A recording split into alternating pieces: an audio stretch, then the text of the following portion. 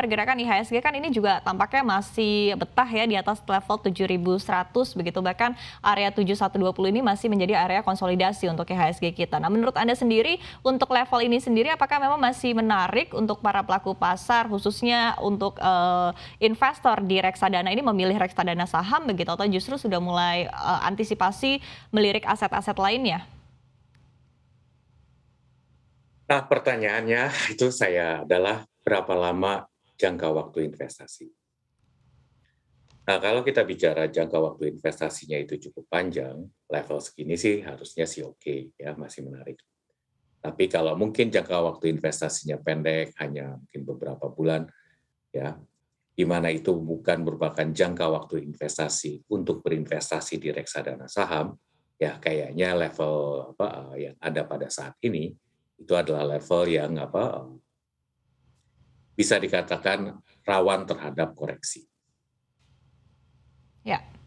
Oke, berarti disesuaikan dengan periode untuk investasinya Pak ya, karena dalam waktu dekat juga ada potensi koreksi tentunya ya. Nah, kemudian kalau kita lihat juga begitu dari opsi SBN menurut Anda di tengah kondisi seperti ini, apakah memang masih menarik juga untuk diinvestasikan oleh para pelaku pasar? Ya sebetulnya kalau kita bicara SBN ya, salah satu poin dari surat berharga negara itu adalah tingkat likuiditas. Dan kalau kita lihat pergerakan dari imbal hasil SBN yang 10 tahun ya yang diterbitkan pemerintah Indonesia, itu bisa dikatakan merangkak naik yield-nya. Jadi harganya pelan-pelan mengalami tekanan. Ya, itu kita bicara dari angka year to date. Ya. Tetapi sekali lagi peningkatan yield tersebut itu masih di bawah dari peningkatan yield dari obligasi-obligasi yang diterbitkan oleh negara-negara yang lain. Nah, kalau misalnya Anda lihat angkanya ini adalah sekitar mungkin kalau yang 10 tahun itu kalau nggak salah sekitar 6,8 ya. Nah, angka itu sebetulnya sih angkanya sudah cukup menarik. Tetapi kita juga harus realistis dalam artian ya, permintaan imbal hasil atau yield dari SBN tersebut juga dipengaruhi dari pergerakan permintaan imbal hasil dari surat-surat berharga yang diterbitkan oleh negara-negara lain. Ya, terutama sekali kita bicara tentang obligasi pemerintah Amerika yang jangka waktu jatuh temponya juga 10 tahun. Jadi yang bisa saya katakan, saya sih masih melihat yield obligasi pemerintah itu akan tetap mengalami tekanan untuk mengalami kenaikan. Ya. Jadi itu mungkin yang bisa saya sampaikan. Oke, masih ada potensi tekanan begitu ya.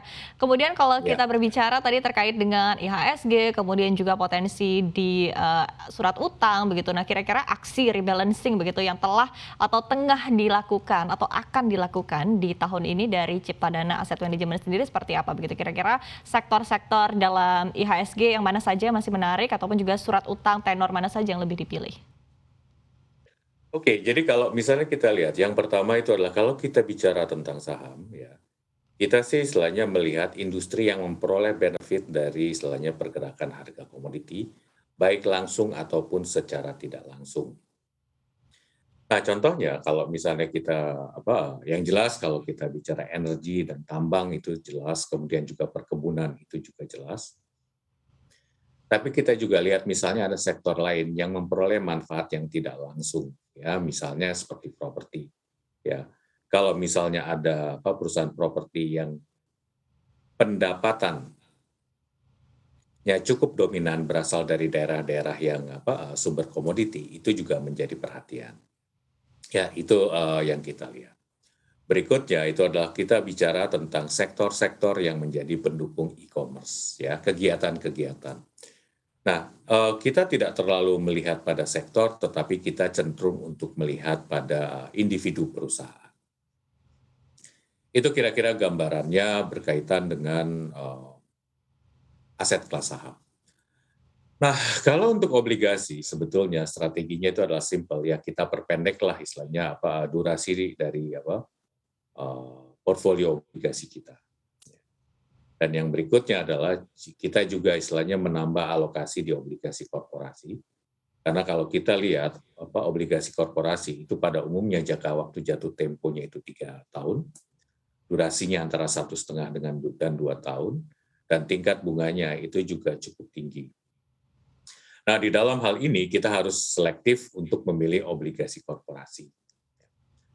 Nah, kalau kita bicara instrumen pasar uang, kita coba untuk enjoy the ride aja. Ya, jadi dalam artian ya kita punya view bahwa tingkat suku bunga akan naik. Nah, apa yang kita lakukan itu adalah kita istilahnya berinvestasi dalam jangka yang semakin pendek. Ya. Jadi kalau kita Oke. bicara tentang misalnya deposito, biasanya 3 bulan, kita sebulan rollover. Mungkin itu yang bisa disampaikan.